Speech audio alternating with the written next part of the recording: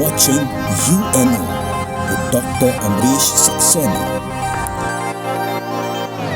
Hello students, today is Tuesday 5th of November 2019. Yesterday Supreme Court held an emergency hearing on the issue of pollution in Delhi and the surrounding areas. The Supreme Court pulled the central government and the concerned state governments for their inaction and said that this kind of situation cannot be accepted in a civilized society. The Supreme Court said that the governments are simply passing the buck, whereas the people are suffering. The Supreme Court said that the people are not safe even inside the home. So this is a matter of concern as far as the citizens' right to life is concerned. So the question arises whether we as citizens have a right to clean air. If we look into the legal aspect of this whole issue, we have an act which is titled as Air Prevention and Control of Pollution Act 1981. This act prescribes for the creation of pollution control boards at the central level and at the state level, and it has a twofold objective.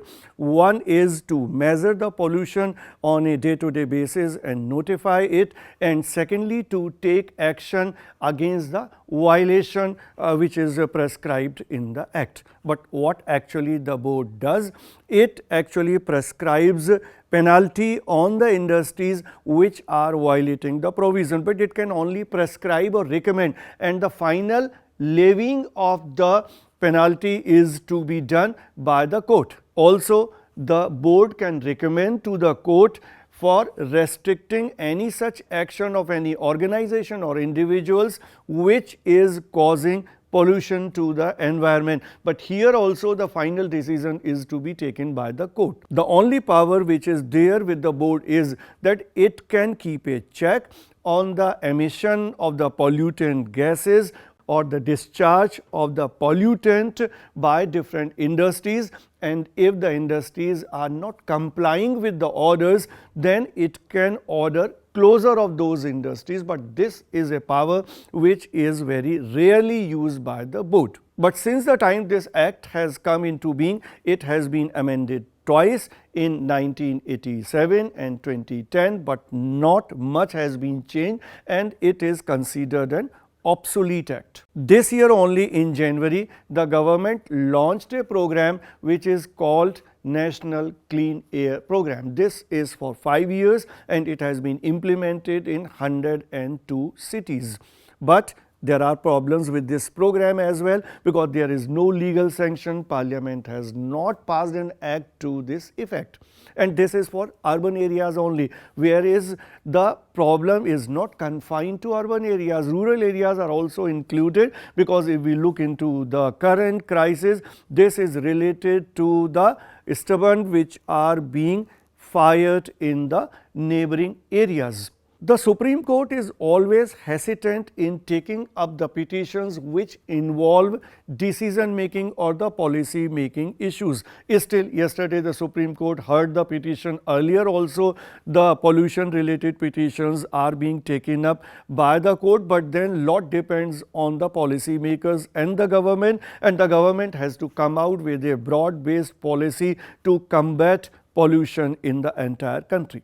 Now coming to another story, the most valued company of the world, that is ARAMCO of Saudi Arabia.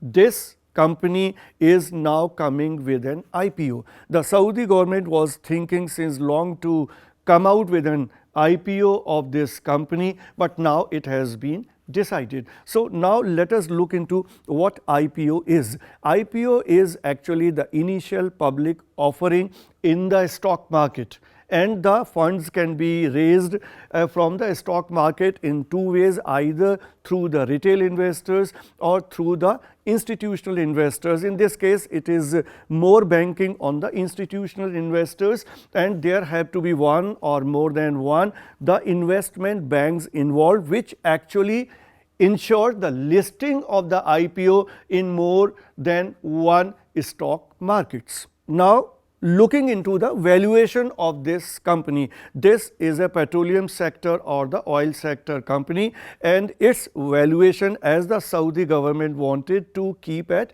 $2 trillion, but finally it was decided at $1.5 trillion. This valuation is much more as compared to Microsoft and Apple. The Microsoft valuation is more than $1 trillion, but Apple has crossed that $1 trillion mark this year only. So the valuation of Aramco is very, very high on the world map. Now, as far as the collection or the raising of money through the IPO is concerned, the government want to collect from 1% to 5% of the stake sales. Even if there is a stake sale of 1 to 2%, it will turn into $20 billion to $40 billion. It will be very huge as compared to the earlier such kind of precedents. Like if we take reference to Alibaba, it could collect $25 billion through IPO in the stock market in the year 2014. Alibaba is a e-commerce company and the biggest and the largest e-commerce and the retail company in the world. It is also a company which is one of the biggest in internet and artificial intelligence. It is also one of the biggest investment corporations in the world. Now, coming back to the IPO of Aramco, the government, as I told you, wanted to collect $2 trillion. Why? Because the Saudi government want to diversify in non-petroleum areas. Already the Saudi government has come out with a vision fund. Now it want to come out with more vision funds. But why the valuation was low? Because of certain factors in the international market. The prices of the crude oil have been fluctuating for many years.